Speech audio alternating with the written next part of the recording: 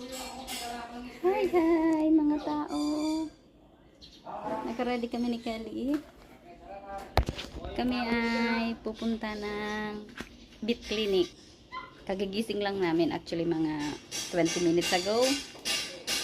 Dali-dali lang kami nag-ayos. Paalis na kami ngayon. Tulog pa ang daddy kaya hindi kami ihahatid ng motor. Nagka-tricycle lang kami. Mamaya i-explain ko kung bakit pumunta kami ng vet, kung bakit may surgery si Kelly. Sa ngayon kami ay aalis muna ng bahay. Mainit na. 2 hours later.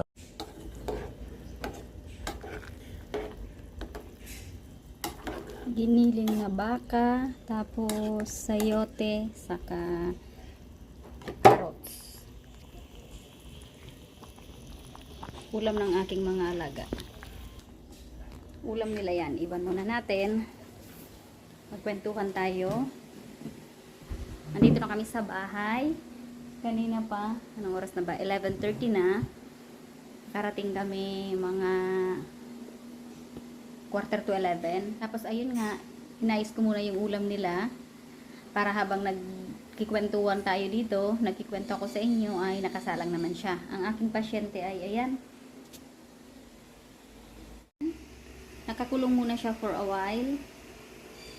Pero di naman sinabi ni Doc na ikulong. Tatanggalin ko siya mamaya sa kulungan kaso naghaharutan kasi yung mga kasamahan niya dito sa bahay. Baka matamaan yung sugat. Kaya ganyan muna siya. Pero yung cone niya, color cone, ay ganyan talaga hanggang 1 week, sabi ni doktora. Kaya kami nagpunta ng vet kasi si Kelly nga ay may, ano ba ang tawag doon? Wart. Sabi ni doktor ay warts daw yon. Pero nangyari yun ay kinagat ng garapata. Tapos tinanggal ko yung garapata. Pagtanggal ko ng garapata, namula siya, may naiwan yata or something, hindi ko alam, hindi ko sure. Nilagyan ko lang pinunasan ko lang ng konting alcohol, tapos ayun na yun. Wala na. After mga ilang weeks, araw ng ligo ni Kelly, napansin ko ay para siyang may bukol. Hinayaan ko lang siya. Parang hindi naman siya ganun kadelikado kasi maliit lang naman. Para bang yung tagyawat. So, hinayaan ko lang siya. Tapos, hindi ko na napansin. Pagkatapos ng mga 3 buwan, ano ko na lang, na ganito, nahipo na lang namin, ay lumalaki na yung parang tagyawat. Tapos, pina-check up ko kagad siya kay Doc sa vet clinic. Ang sabi naman, yung wart daw yon, warts. As long as hindi daw bothered yung aso, safe naman daw yon.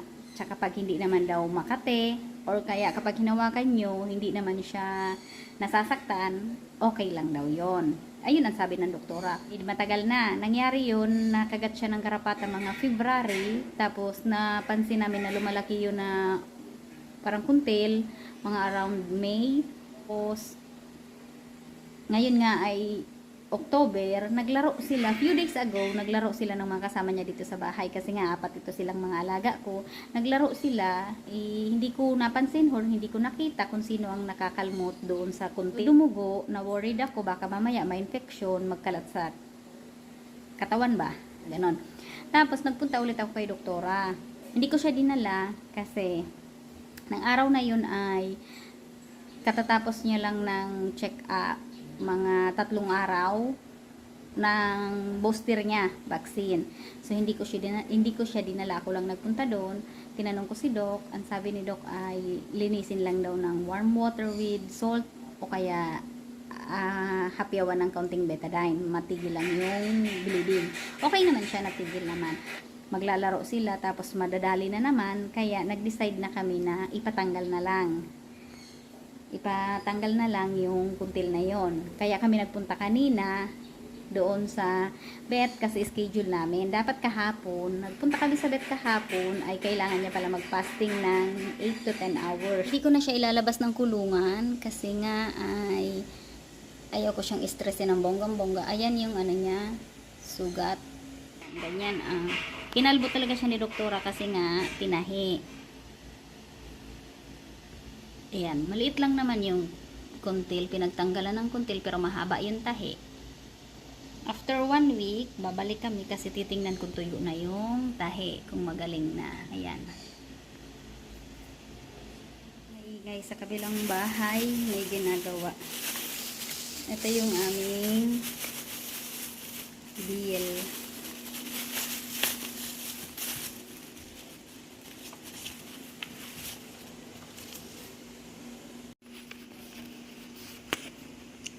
Ayan ang ating bill.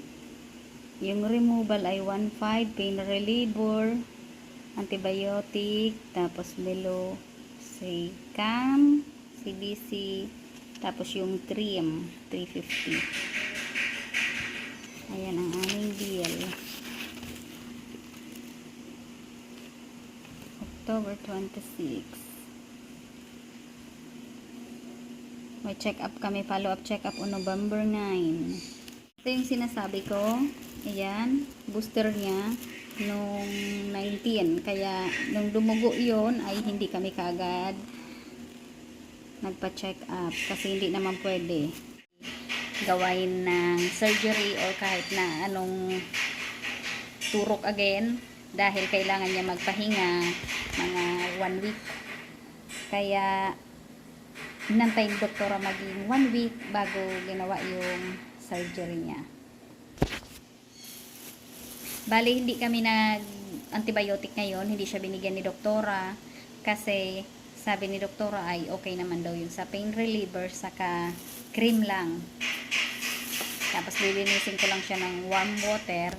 Kung may betadine, pwede daw betadine bago lalagyan ng cream.